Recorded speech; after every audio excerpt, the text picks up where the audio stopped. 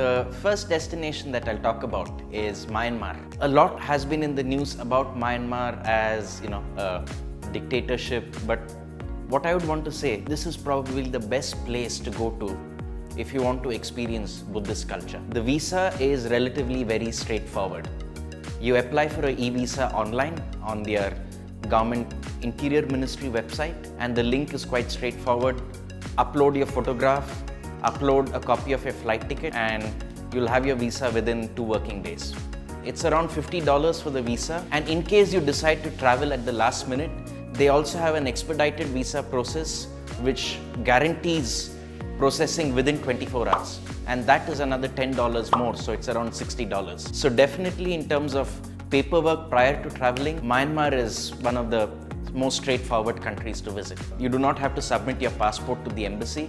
Just a scanned copy can be uploaded along with your visa application. Now, once you are done with the visa and you're ready to go, so getting to Myanmar is quite simple actually. Unfortunately, there's only one direct flight, I think from Kolkata to Yangon. But for most of us, the easier way is to either transit in Bangkok or Singapore. And there are flights from every major Indian city to Bangkok or even Singapore. So getting there is relatively easy.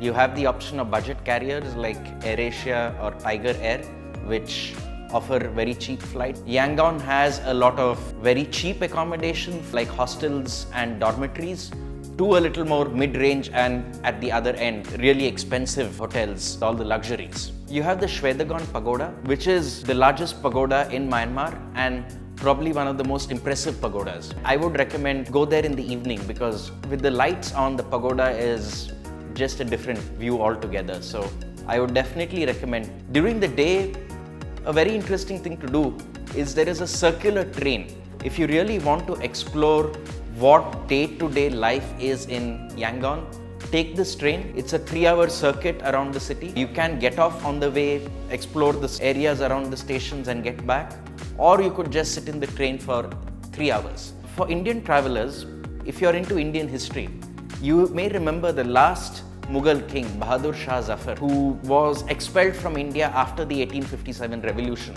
after the First War of Indian Independence. His tomb is actually located in Yangon, which I would definitely recommend. Do visit rural Myanmar. There is an option from Mandalay, which is a city up north of Yangon. You can do the 3-city tour, and that tour will take you to a village which you have to access by boat. And once you get off at the village, you can hire a horse-drawn cart to take you around some of the sites in the village. So that gives you a real taste of how rural Myanmar is. Another place which is a must visit and is away from the urban centers is a place called Bagan. There are hundreds of temples around Bagan which are definitely worth visiting. Now keep in mind that there are a lot of temples, so you may need a local guide or a local tuk-tuk driver to actually show you around because they will know which are the most important ones to visit. So you will require 3 days here. There is a sunset temple where people go in the evening to view the sunset.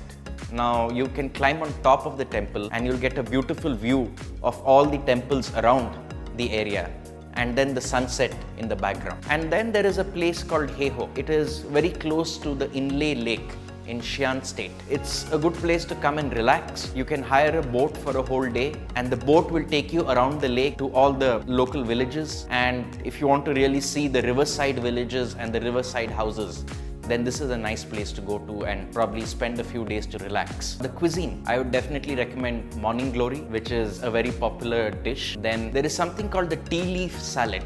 Now again, completely vegetarian, definitely recommended.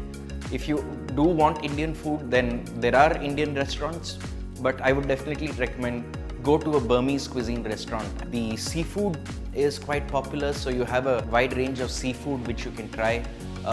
They also have a few dishes made with pork and chicken. And also remember, food is very cheap. This is a safe country to, Mandalay or Yangon. It's quite safe to walk at night. It's probably one of the safest countries and you do not have to worry much about having your wallet stolen. So please do visit Myanmar and I'm sure you will have a wonderful time exploring the various places. So join us next week as I talk about different destinations from the unexplored.